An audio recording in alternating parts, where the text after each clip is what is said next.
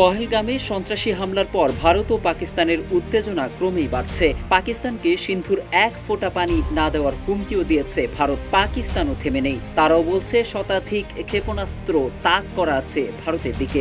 দেশ দুটির মধ্যে এমন এক পরিস্থিতি বিরাজমান যেন যে কোনো মুহূর্তে বেঁধে যাবে যুদ্ধ। এই যখন অবস্থা, তখন ক্ষেপণাস্ত্রের পরীক্ষা চালিয়েছে ভারত।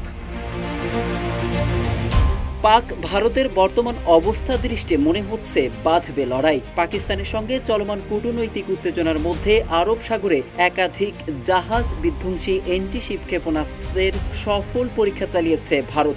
দেশটির নৌবাহিনী বলছে এই সফলতা দেশের সমুদ্র নিরাপত্তা ও যুদ্ধ প্রস্তুতির ক্ষেত্রে এক গুরুত্বপূর্ণ মাইল ফলক। এনডিটিভির এক প্রতিবেদনে এসব তথ্য জানানো হয়েছে। ওয়ালটন আবারও মিলিয়নিয়ার অফারে ওয়ালটন ফ্রিজ কিনে আপনিও হয়ে যেতে পারেন মিলিয়নিয়ার।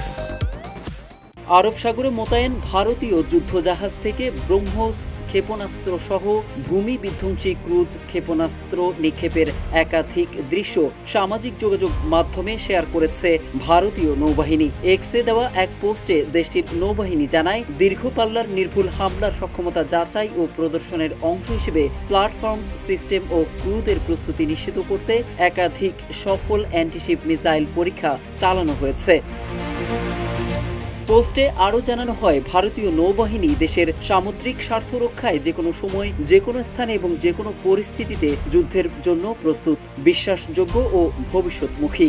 এনডিটিভি জানিয়েছে, এই পরীক্ষাগুলো এমন এক সময় পরিচালিত হয়েছে যখন জম্মু ও কাশ্মীরের পহেলগামে 22 এপ্রিল এক হামলায় অন্তত 26 জন নিহত হন।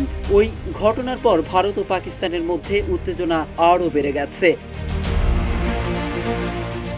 এদিকে পাকিস্তান নৌবাহিনীর নির্ধারিত সারফেস টু সারফেস মিসাইল পরীক্ষার আগে ভারতের এই ক্ষেপণাস্ত্র পরীক্ষা বিশেষ তাৎপর্যপূর্ণ বলে মনে করা হচ্ছে। কাশ্মীরে হামলার পর ভারতের পক্ষ থেকে পাকিস্তানের বিরুদ্ধে একাধিক কঠোর সিদ্ধান্ত নেওয়া হয়েছে।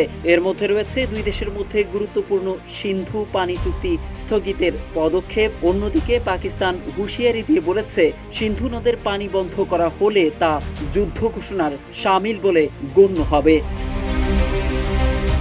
চলমান এই উত্তেজক পরিস্থিতির মধ্যেই নিয়ন্ত্রক রেখায় ভারত ও পাকিস্তান সেনাদের মধ্যে গোলাগুলির ঘটনাও ঘটেছে। মোহাম্মদ সাইফুল ইসলাম, ইত্তেফাক।